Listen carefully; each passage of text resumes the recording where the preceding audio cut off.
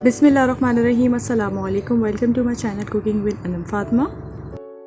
आज मैं आपके साथ बहुत ही ऑथेंटिक और मज़ेदार सी बीफ कोरमा की रेसिपी शेयर करने वाली हूँ। बहुत ही सिंपल और मज़ेदार सी रेसिपी है, झटपट सी रेसिपी है। और आप देखिए हमारे कोरमा जो है वो कितना ज़बरदस्त सा बनके तैयार हुआ है।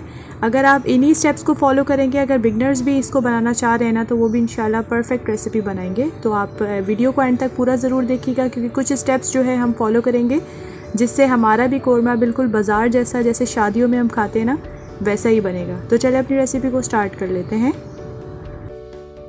यहाँ पे मैं 3 मीडियम साइज़ के प्याज ले रही हूँ और इसको मैंने ना लंबाई में देखिए इस तरह से कट कर लिया है। थोड़ा बारीक कट करिएगा, कोशिश करें जितना बारीक कट होंगे ना, ये उतने क्रिस्पी और मज़ेदार से बनके तैयार होते हैं। बस हमें इसको गोल्डन ब्राउन सा कलर देना है। जैसे इसका कलर आएगा ना, तब हम इसको जो है प्याज को निकाल लेंगे। ये देखिए हमारे प्याज जो है काफ़ी अच्छे से गोल्डन ब्राउन हो चुके हैं। तो बस हमने इसका जो एक्स्ट्रा ऑयल है ना, वो निकाल लेना है इसको, और साइड पे हम रख देंगे। उसी बर्तन में मैंने हाफ कप के करीब जो है वो ऑयल ले लिया है, और जिसमें मैं ऐड करी हूँ 2 बड़ी इलायची, और इसका मैंने ऊपर से जो है पार्ट खोल लिया था। हाफ जो है मैं इसमें बादियान का फूल ऐड कर रही हूँ। 2 हम इसमें ऐड करेंगे तेज़पत्ता, और 2 जो है छोटे छोटे साइज़ की दालचीनी ऐड कर दी हमने। हाफ़ टी स्पून जाएगा इसमें काली मिर्च, और ये जाएंगे तकरीबन 6 से 7 जो है लौंग मैंने ऐड किए, तकरीबन हाफ़ टी स्पून के करीब। और साथ ही मैं इसके ऐड कर दूंगी, जैसे ही हमारे मसाले जो है ना वो थोड़े से कुकड होंगे, 1 से 2 सेकंड में कुक करने के बाद, साथ ही मैं इसमें ऐड कर दूंगी जिंजर गार्लिक पेस्ट। तकरीबन यहाँ पर मैंने 2.5 टेबल स्पून जो है वो जिंजर गार्लिक पेस्ट ऐड किया है। और इसको थोड़ा सा जस्ट हमने ना मीडियम फ्लेम पर कुक करना है। हाई फ्लेम मत कीजिएगा, ये ना हो कि जल जाए। मीडियम फ्लेम पर आप इसको कुक करिएगा। और ये देखिए इस तरह से जैसे कलर आएगा ना, तो हम इसमें ऐड कर देंगे अपना मीट। यहाँ पे जो है ना मैंने गोश्त को अच्छे से साफ़ कर लिया था, अच्छे से हमने धोना है। 3-4 पानी से ना मैंने इसको धो लिया था। अब मैं इसको अच्छे तरीके से कुक कर लूँगी। तकरीबन मैं यहाँ पर इसको 10 से 15 मिनट तक के लिए ना फ्राई करूँगी। गोश्त को हाई फ्लेम पर मैंने 10 मिनट तक के लिए इसको फ्राई किया था, और 5 मिनट जो है ना उसके बाद मैंने फ्लेम को जो है वो मीडियम टू लो कर दिया था। और उसके बाद मैं साथ साथ जो है वो इसको मिक्स करती जा रही हूँ ताकि ये जले नहीं। और आप ये देखिए ये इस कंडीशन में आ चुका है तकरीबन। अब इसको मैंने 15 मिनट तक के लिए अच्छे से हमने इसको भूना है, ताकि इसकी जो स्मेल वगैरह है वो ख़त्म हो जाए।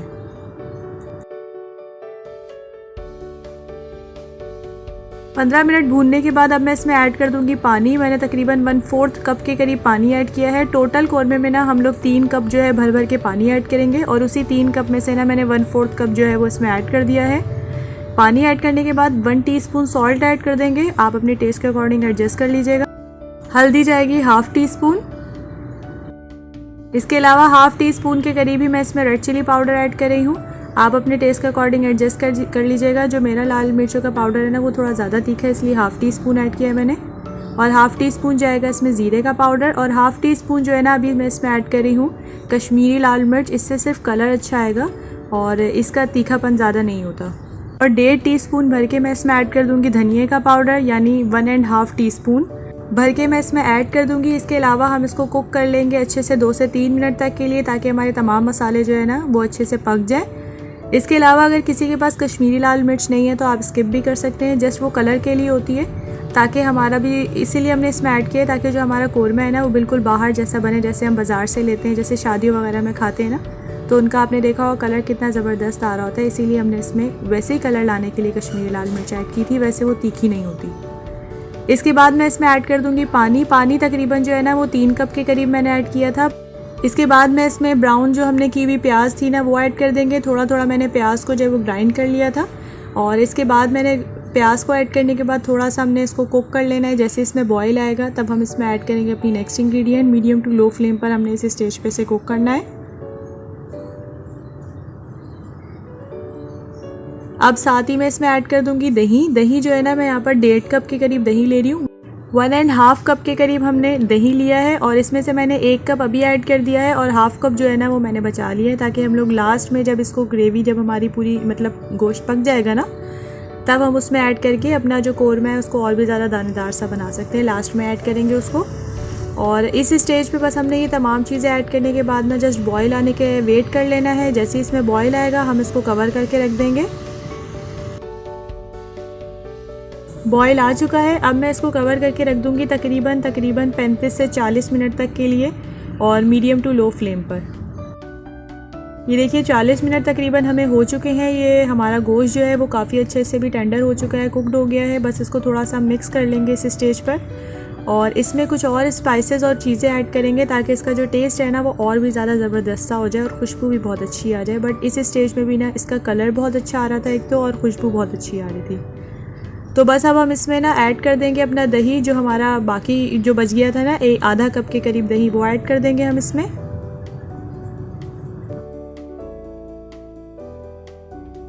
आधा कप दही हमने बाद में इसमें इसीलिए भी ऐड किया है ताकि हमारा जो कोरमा है ना वो थोड़ा दानेदार सा और मज़ेदार सा बने।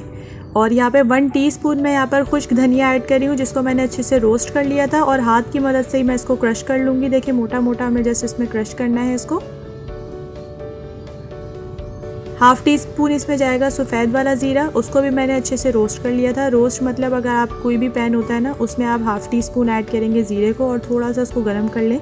जैसे खुशबू आने लगेगी ना तो आप इसको इसमें ऐड कर दीजिएगा। इसी तरह से मैंने हाफ़ टीस्पून जो है वो काले वाला ज़ीरा ऐड किया था, उसको भी मैंने रोस्ट कर लिया था और हाथ से ही मैं इसको क्रश कर रही हूँ। हाफ़ टीस्पून इसमें जाएगा गरम मसाला पाउडर।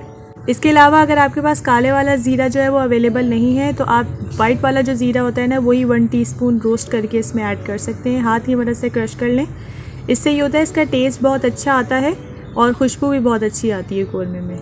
बस हमें इन तमाम चीज़ों को कर लेंगे मिक्स। अभी जो है ना हमारा कोरमा देखिए थोड़ा मतलब पानी पानी और पतला पतला सा लग रहा है। इसमें अब हम एक मेन इंग्रेडिएंट ऐड करेंगे। उससे पहले हम लोग यहाँ पर जो भी एक्स्ट्रा वाले मसाले हैं ना वो हम लोग निकाल लेंगे। यहाँ पर मैंने ऐड कर दिया है, इसमें मेन इंग्रेडिएंट है ताकि हमारा जो कोरमा है ना वो बहुत ज़बरदस्त सा बने। इसमें ऐड करें हम बेसन, तकरीबन 1.5 टेबल स्पून बड़े वाला जो चम्मच होता है ना वो भर के मैं इसमें ऐड कर दूँगी बेसन का। और बेसन को भी ना मैंने पहले अच्छे से रोस्ट कर लिया था। रोस्ट उस वक्त तक हमने करना है जब तक बेसन की जो है वो खुशबू नहीं आने लग जाती। बस अब हम इनको तमाम चीज़ों को आपस में अच्छे से मिक्स कर लेंगे। और ये देखें हमारा जो कोरमा है ना वो थोड़ा थिक भी होता जा रहा है, और आप देखिए कितना ज़बरदस्त सा ये बन के तैयार हो रहा है। खुशबू भी बहुत अच्छी आ रही है। लास्ट में मैं इसमें ऐड कर दूँगी कटा हुआ अदरक। इस स्टेज पे ना आप अपना सॉल्ट जो है वो एडजस्ट कर सकते हैं। अगर आपको लग रहा है नमक कम है तो आप एडजस्ट कर लीजिएगा। जी तो हमारा मज़ेदार सा ज़बरदस्त सा शादियों वाला जो है वो कोरमा बन के बिल्कुल तैयार है।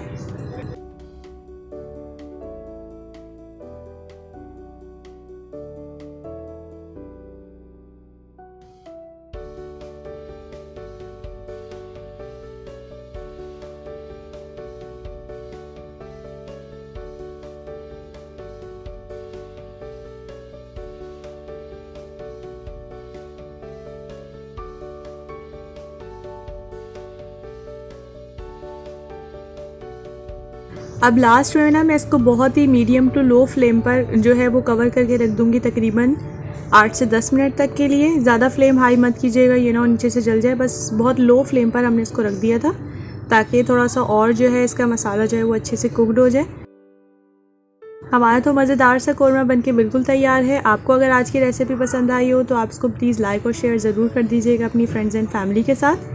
और ये देखिए कितना ज़बरदस्त सा ये बनके तैयार हुआ है। इसमें बहुत ही अच्छी सा एक दानेदार सा टेक्सचर इसका है जो खाने में बहुत अच्छा लगेगा। इसके अलावा आप इसको नान के साथ, चपाती के साथ, पराठे के साथ, पूड़ी के साथ, किसी भी चीज़ के साथ भी सर्व करेंगे ना तो सबको बहुत इंशाल्लाह पसंद आएगी ये रेसिपी। एक बार इसको ज़रूर ट्राई कीजिएगा और मुझे फ़ीडबैक ज़रूर दे दिया करें, क्योंकि मुझे रहता है आप सबके फ़ीडबैक का इंतज़ार। और अगर अभी तक आपने मेरे चैनल को सब्सक्राइब नहीं किया हुआ तो प्लीज़ मेरे चैनल को सब्सक्राइब कर लीजिएगा, क्योंकि इसी तरह से बहुत मज़ेदार सी रेसिपीज़ जो है इंशाल्लाह फ्यूचर में भी आपके साथ हम शेयर करेंगे। और हम मिलेंगे इंशाल्लाह नेक्स्ट वीडियो में एक नई और ज़बरदस्त सी रेसिपी के साथ। तब तक के लिए अपना बहुत बहुत ज़्यादा ख्याल रखिएगा और मुझे रखिएगा अपनी दुआ में याद। टेक केयर, अल्लाह हाफ़िज़।